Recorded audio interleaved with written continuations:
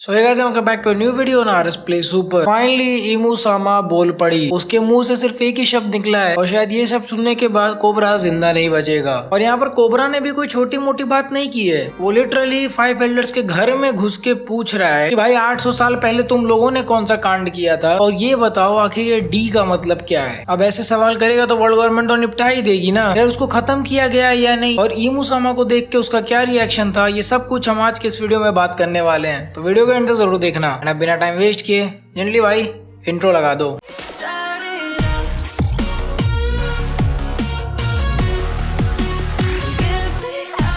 Chapter number 1084। इस chapter में दो कवर पेजेस हमें देखने को मिलेंगे। एक सबसे पहले हमारा शोनेन जंप का कवर पेज, जिसमें लूफी लिटरली तलवार लेकर बैठा हुआ है और उसके गले में एक चेन है जिसपे लिखा हुआ है पायरेट किंग, जो कि सच में एक बहुत अच्छा कवर पेज है। लेकिन दूसरा वाला कवर पेज बहुत सेक्सी है, क्योंकि आप इसमें देख सकते हो नामी सान एकदम चीज लग रही है। मजा आ गया देख के ये वाला कवर पेज। और उसके छाती पर लिखा हुआ है वेदर क्वीन। तो pirate king and weather queen, इससे कोई रिलेशन बन रहा है तो मुझे कॉमेंट सेक्शन में बताओ। तो मुझे लगता है शायद वेदर क्वीन का टाइटल आगे चल के नामी को मिलेगा। इसके अलावा इस कवर पेज में बेसिकली वन पीस के सारे मेजर इंपॉर्टेंट फीमेल कैरेक्टर्स जो हैं वो सभी एक साथ हैंग आउट कर रहे हैं। यहाँ पर आप बोआ हैंकॉक, वीवी, यमाटो, पेरोना, इवन उल्टी और रेजू को भी देख सकते हो। तो इतने सारे फीमेल कैरेक्टर्स को ओडा सेंसेई ने इतने सेक्सी वे में ड्रॉ किया है, देख के मजा आ गया। काम नहीं किया करो, गलत काम हो जाते मेरे हाथ से। तुम लोग कमेंट सेक्शन में बताओ कि अगर तुम लोग को ये कवर पेज कैसा लगा। नाउ टॉकिंग अबाउट चैप्टर का टाइटल, तो इस चैप्टर का टाइटल है the attempted murder of A celestial dragon. अपने स्पॉइलर वाले वीडियो में मैंने बताया था कि यहाँ पर attempted murder of A celestial dragon का मतलब हो सकता है कि कोबरा को मारने की कोशिश की गई है, बट वो मरा नहीं है, क्योंकि कोबरा भी वल्नरेबल है। और 800 साल पहले जब वर्ल्ड गवर्नमेंट बन रहा था तो नेफेटारी फैमिली भी इन्वॉल्व थी, तो मुझे ऐसा लग रहा था कि कोबरा को भी सेलेस्टियल ड्रैगन बोला जा सकता है। लेकिन इस चैप्टर में क्लियर होगा कि अटेम्प्टेड मर्डर सेंट कार्लोस को लेके है, ना कि कोबरा या फिर नेफेटारी लिली को लेके। चैप्टर स्टार्ट होता है पेंजा कैसल में, जहाँ पर हम देखते हैं कि कुछ सोल्जर्स को जला दिया गया है। और अगले पैनल में हम देखते हैं कि साबो अपने स्टाफ का यूज करके बहुत सारे सोल्जर्स को नीचे जमीन पर गिरा दिया है। और तभी वहां पर उसके सामने ज्वेलरी बोनी आ जाती है, जो कि उससे बोलती है कि साबो भैया, हम दोनों एक ही चीज को खोज रहे हैं, एक काम करते हैं, अपना ये डिस्कशन छोटा सा रखते हैं। साबो यहाँ पर बोनी से कहता है कि मैंने कुमा सान से सुना था कि उसके पास एक बेटी है, और बोनी उससे बोलती है कि मैंने भी हमेशा ट्राई किया कि मैं रेवोल्यूशनरी आर्मी के ऊपर नजर रखूं, और इसी से मुझे पता चला कि साबो तुम एक भरोसेमंद लड़के हो। मैं तुम्हारे ऊपर छोड़ रही हूँ कि तुम मेरे पापा के बॉडी को सेफली यहाँ से निकालो। तभी साबो करासू के कौवे को बताता है कि मिशन कंप्लीट हो चुका है, और वो उसे कॉलर्स की चाबी दे देता है और कहता है कि मोरले से बोल दो कुमा को यहाँ से निकाले। तो करासू उससे पूछता है कि भाई फिर तेरा क्या, तू कब आ रहा है। तो वो बोलता है कि भाई मैं बस तुम लोग के ठीक पीछे हूँ, फिलहाल के लिए तुम लोग यहाँ से कुमा और बाकी सारे स्लेव्स को फ्री करने की प्रायोरिटी को ऊपर रखो। साबो यहाँ पर पूछता है कि बोनी,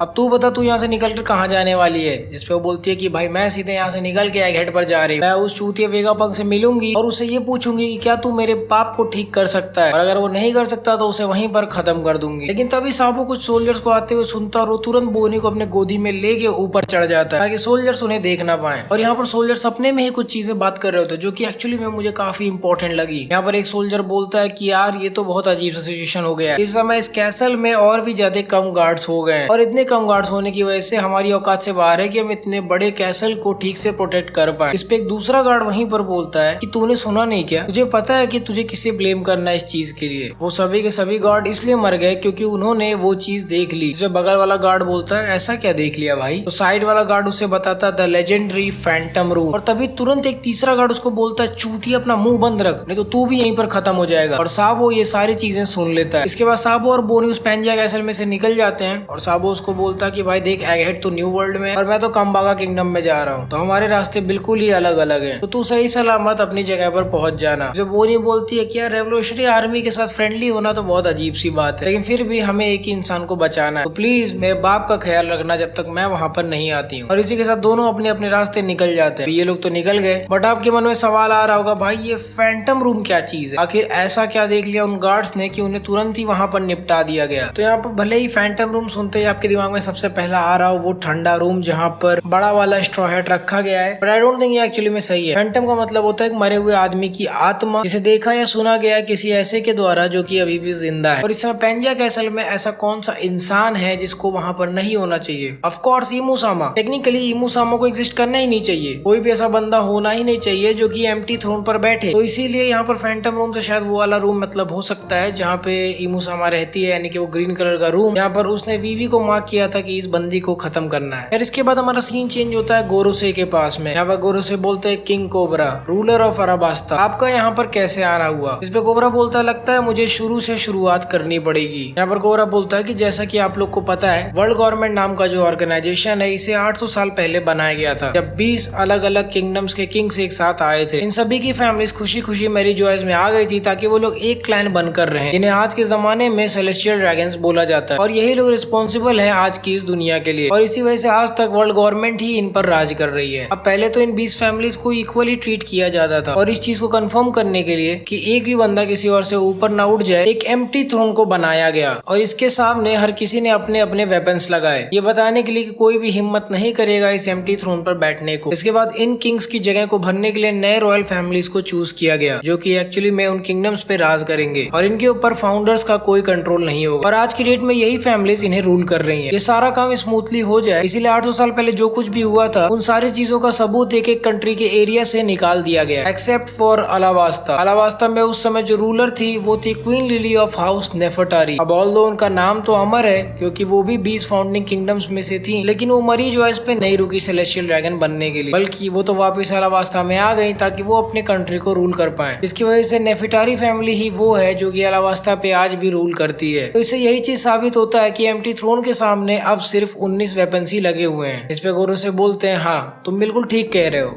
लेकिन तुम कहना क्या चाहते हो? तो कोबरा उन्हें आगे बताता है कि मैंने अपने किंगडम में सारी की सारी किताबों को खोल के पढ़ डाला, लेकिन मैं इन चीजों से आपको इतना बता सकता हूँ कि वॉइड सेंचुरी के बाद जो कुछ भी वहाँ पर लिखा हुआ है उन सभी चीज में एक चीज बहुत ही कॉमन है। आज तक क्वीन लिली के बारे में एक भी बार मेंशन नहीं किया गया। उनको पढ़कर तो ऐसा लगता है कि क्वीन लिली आज तक कभी अलाबास्ता वापस आई ही नहीं, और क्योंकि वो कभी अलाबास्ता नहीं पहुंची इसीलिए कंट्री को रूल करने की जिम्मेदारी उसके छोटे भाई को दे दी गई। क्या आप लोग मुझे बता सकते हो कि उनका क्या हुआ? इस पे सैटर्न बोलता है कि देखो भाई मैं तुम्हें साफ साफ बता दे रहा, 800 साल एक बहुत लंबा टाइम होता है। ये बिल्कुल सच है कि 20 फैमिलीज में से नेफेटारी फैमिली यहाँ पर नहीं आई, लेकिन फिर भी यही माना जाता है कि क्वीन लिली उस डिसीजन के बाद भी आराम से अपने घर चली गई। मुझे माफ कर दो, लेकिन उनके क्या इरादे थे और वो कहाँ कहाँ गई ये सब कुछ अब हिस्ट्री में खो चुका है, हमें कुछ भी पता नहीं है। और बैकग्राउंड में हम देख सकते हैं कि इमू सामा वहाँ पर एक ट्रांसपॉन्डर स्नेल से सब कुछ सुन रही है, और शायद ये वही फैंटम रूम है जहाँ पर वो खड़ी है। ये सब सुनने के बाद कोबरा अपना मुंह खोल देता है, जिसकी वजह से शायद वो मारा गया, और बोलता अच्छा ठीक है फिर ये बताओ आखिर ये डी का मतलब क्या? और ये शब्द सुनने के बाद सारे के सारे गोरोसे का चेहरा बिल्कुल झांट जैसा बन गया। यहाँ पर वो गांधी जैसा दिखने वाला गोरू से बोलता है तुम आखिर ऐसा क्यों पूछ रहे हो? इस पे कोबरा बोलता है कि ये जो शॉर्ट लेटर है इसे क्वीन लिली ने ही बनाया था, और अब इसे हर जनरेशन के साथ पास डाउन किया जा चुका है। अब ओडा सेंसे ने एक और मिस्ट्री ले आके हमारे सामने पटक दी। पहली बात तो मुझे शुरू से ऐसा लगता है कि विल ऑफ डी और जो नाम में डी है ये दोनों अलग है। अब उम्मीद करता हूँ ये डी कुछ अलग ना, लेकिन हम ऐसा मान ले कि ये वही चीज है जो कि नाम में यूज किया जाता है, जैसे कि Monkey D, Luffy, Gol D Roger. तो यहाँ पर कोबरा शायद इसी डी के बारे में पूछ रहा है, और उसके अकॉर्डिंग ये जो डी वाला लेटर है ये एक्चुअली में क्वीन लिली ने ही स्टार्ट किया था, जो कि धीरे धीरे अब जनरेशन बाय जनरेशन आगे पास डाउन हो चुका है। और ये चीज सोचने में बहुत ज्यादा वियर्ड लगता है, क्योंकि अगर आप देखो ध्यान से तो इवन जायंट भी एग्जिस्ट करता है जिसके नाम में डी है, और ब्लैक बियर्ड जैसा हरामी इंसान भी एग्जिस्ट करता है जिसके नाम में डी है। तो आखिर क्वीन लिली ने इतने सारे लोगों को ये डी नाम क्यों दिया? और यहाँ से मैं सिर्फ एक ही चीज डिड्यूस कर पा रहा हूँ कि क्वीन लिली को बहुत कुछ पता था जो कि इस दुनिया में रिवील नहीं होना चाहिए था, इसलिए जैसे ही उसने मरी जॉयस छोड़ा होगा उसे तुरंत रास्ते में खत्म कर दिया गया। लेकिन क्वीन लिली के साथ ही ऐसा स्पेशल ट्रीटमेंट क्यों हुआ है, तो इसका भी जवाब मुझे ऐसा लगता है कि 20 किंगडम्स बनाने से पहले जो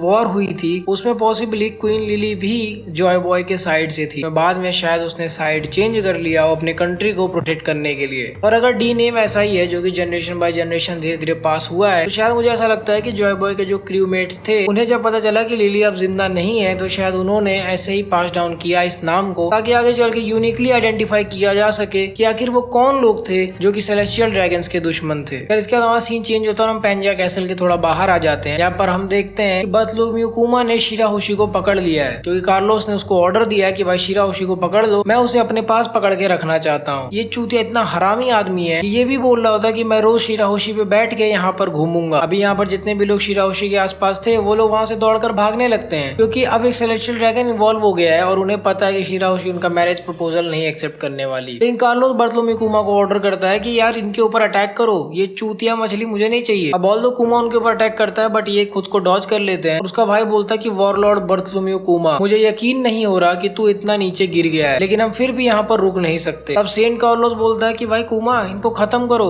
वैसे भी क्या ही फर्क पड़ता है, इन मछलियों के लिए कोई एक भी रुपए का कंप्लेन नहीं करने वाला। तभी रेबेका भी तुरंत वहाँ पर देख लेती है कि शिराहोशी के ऊपर अटैक किया जा रहा है और साई का भी देख के ये चीज दिमाग खराब हो गया है। वो सेंट योगार्ड से पूछता है कि मैं इसे पेल सकता हूँ या नहीं, जिसपे योगार्ड बोलता है पटक के मारो मादरचोद को। और सेंट योगार्ड भी यहाँ पे प्रिंस फुकाबोशी को रोकने की कोशिश करता है। वो कहता है कि तुम्हारे जैसे रॉयल को ऐसे हाथ नहीं उठाना चाहिए। यहाँ पर कार्लोस का दिमाग अभी भी ठीक नहीं हुआ। वो कहता है कि योगार्ड तुमने पहले मुझे कैसे मारा था, कुमा इसको भी खत्म करो। मतलब यहाँ पर एक सेलेस्टियल ड्रैगन दूसरे सेलेस्टियल ड्रैगन को खत्म करने की कोशिश कर रहा है। तो भाई यहाँ पर मैटर थोड़ा सा इक्वल हो गया है, अब तो इसको पेल ही देंगे। शिराहोशी का भाई भी योगार्ड से सवाल करता है यार ये कैसी बात हुई, वो मेरी बहन के ऊपर अटैक कर रहा है, मैं उसे प्रोटेक्ट भी नहीं कर सकता। इसमें योगार्ड बोलता है देखो भाई तुम्हें थोड़ा सा समझ के लेना पड़ेगा, यहाँ पर इन सेलेस्टियल ड्रैगन्स की अपनी कोई कंट्री वगैरह नहीं है, इनके लिए यहाँ से निकलना बहुत आसान है। ये यहाँ मरीज जो है फ्लैट्स में रहते हैं, तुम्हें अपने घर को प्रोटेक्ट करना है। लेकिन तब तक साई और टोटाटा किंगडम के लियो का दिमाग खराब हो चुका है। ये दोनों घूम के गोल गोल आते हैं और इतना जोर से सेंट कार्लोस के सर में अपना वेपन पटकते हैं कि उसका सर पचक जाता है। लिटरली देख के ऐसा लग रहा है कि उसको मार के उसका भोसड़ा कर दिया गया है, बिल्कुल वैसे ही जैसे नारुतो ने गारा को मार मार के उसका भोसड़ा कर दिया। और यहीं पर ये बात फैलने लगती है कि इन लोगों ने एक सेलेस्टियल ड्रैगन के मर्डर को अटेम्प्ट किया है और अब एक एडमिरल यहाँ पर पक्का आ जाए। और यहीं से शायद इस चैप्टर का टाइटल पड़ा murder of A celestial dragon. अब इससे पहले आगे कुछ हो पाता, अचानक से जमीन में से एक बड़ा सा जायंट निकलता है और वो कुमा को पकड़ के वापस जमीन के अंदर जाने लगता है। इस जायंट को देख के सबकी गांड फट जाती है और वो लोग सोचने लगते हैं कि इतना बड़ा जायंट कहाँ से निकल आया। ये बंदा और कोई नहीं बल्कि मॉर्ले है, जो कि रेवोल्यूशनरी आर्मी का वन ऑफ द ऑफिसर है और साबू के ऑर्डर्स पे वो यहाँ पर कुमा को बचाने आया। तब तक कार्लोस का बाप वहाँ पर पहुंच जाता है और बोलता है कि देखो यार इन्होंने मेरे बेटे को कितना मारा है। तो आपका बेटा है लतखोर, अजीब अजीब काम करता है यार। जब उसको मना किया गया है कि उसको नहीं पकड़ो तो उसी को पकड़ने जाए तो मारेंगे नहीं लोग उसको, और आपका लौंडा सिर्फ मार ही खाता रहता है और कुछ आता नहीं है उसको कितने लोग पेले, कितनी बेइज्जती कराओगे तुम लोग यार, संभाल के रखो। और इसके बाद सीन वापस से पैंजिया कैसल के अंदर शिफ्ट होता है। यहाँ पर हम देखते हैं कि एम्प्टी थ्रोन पर चढ़ने का एक और रास्ता भी है जो कि साइड से, मतलब एम्प्टी थ्रोन पे आप 3 तरफ से चढ़ सकते हो, एक सामने से और 2 राइट से। मतलब एम्प्टी थ्रोन को आप ऐसे इमेजिन करो कि आप उस पे 3 डायरेक्शन से चढ़ सकते हो, एक सामने से और 2 उसके साइड से। तो साइड से इस समय ईमू सामा चढ़ते हुए एम्प्टी थ्रोन तक जा रहे हैं। ये चीज देख के गोरो से भी बहुत ज्यादा शॉक हो गए और वो बोलते हैं ग्रेट ईमू, किंग कोबरा अभी भी यहीं पर है, आप बाहर क्यों आए। और कोबरा जैसे ही ईमू को देखता है उसकी गांड फट जाती है और ईमू भी उससे बोल रही होती है लिली, तुम लिली को यहाँ खोजने आए हो। और तभी कोबरा अपनी आंखों पे भरोसा नहीं कर पाता क्योंकि उसके ठीक सामने एम्प्टी थ्रोन पर ईमू सामा जाके बैठ गई है। Last line no hesitation to sit on the throne के साथ चैप्टर नंबर 1084 खत्म। देखो भाई मांगा खत्म बट मेरी वीडियो नहीं। सबसे पहली बात, जितने भी लोग सोच रहे हो कि भाई क्वीन लिली यही बंदी है, नहीं ऐसा बिल्कुल भी नहीं है। इसके चांसेस बहुत कम है क्योंकि वो 800 साल पहले एग्जिस्ट किया करती थी। ये बंदी या बंदा कोई और है। अब ये ईमू हो सकता है डिसेंडेंट हो उस फैमिली का जो कि सबसे ज्यादा सुप्रीम हुआ करती थी ड्यूरिंग दी वॉइड सेंचुरी। तो इसीलिए वो वाले थ्योरीज मुझे पसंद नहीं आ रहे जिसमें ये क्लेम किया जा रहा है कि ईमू ही लिली है। खैर इस चैप्टर में कंफर्म कर दिया गया कि एम्प्टी थ्रोन के सामने सिर्फ 19 स्वॉर्ड्स ही हैं और हमने चैप्टर नंबर 908 में देखा था कि ईमू के कमरे में 20th स्वॉर्ड लगी हुई है। तो ऐसा पॉसिबल हो सकता है कि ईमू ने ही नेफेटारी लिली को निपटाया हो और फिर उसकी स्वॉर्ड को ले आके अपने पास रख लिया हो। इसके पहले हमने देखा था कि ईमू ने वीवी के फोटो पे चाकू मार के रखा हुआ है। यहाँ से ये डिरेक्शन निकाला जा रहा है कि वीवी काफी हद तक लिली जैसी दिखती होगी जिसकी वजह से ईमू को उसका चेहरा देखना नहीं पसंद है। बट फिर मुझे एक बहुत ही पुराना सीन याद आ गया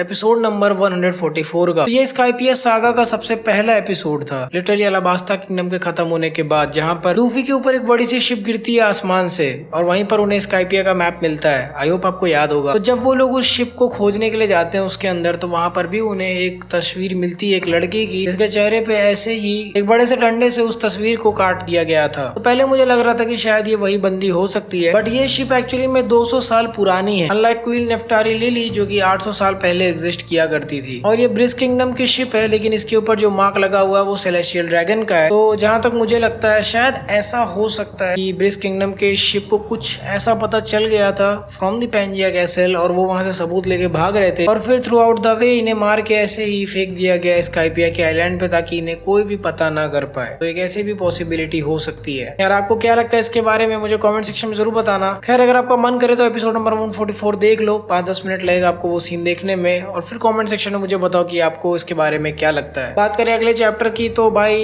ईमू बोली तो है, लेकिन फिर भी अगला चैप्टर ब्रेक पे ज्यादा ब्रेक हो रहा है कि ऐसा लग रहा महीने में एक बार मांगा आ रही है, और ठीक है वेट करना ही पड़ेगा। वैसे भी अगले हफ्ते मेरा एग्जाम है, तो भाई अब ब्रेक है तो भाई हफ्ते भर के लिए भूल जाओ कि कुछ देखने वाला है, अब जो है यही है। और अगर तुम लोग को अभी फिलहाल के लिए ये वीडियो पसंद आ गई तो वीडियो को लाइक कर दो, चैनल को भी सब्सक्राइब कर लो यार भाई, प्लीज सब्सक्राइब कर लो। 1 लाख सब्सक्राइबर्स बहुत क्लोज हैं, करा दो जल्दी से, स्पेशली नीका आने से पहले। मैं आप लोगों से मिलूंगा अगले वीडियो में। So until next video, play on.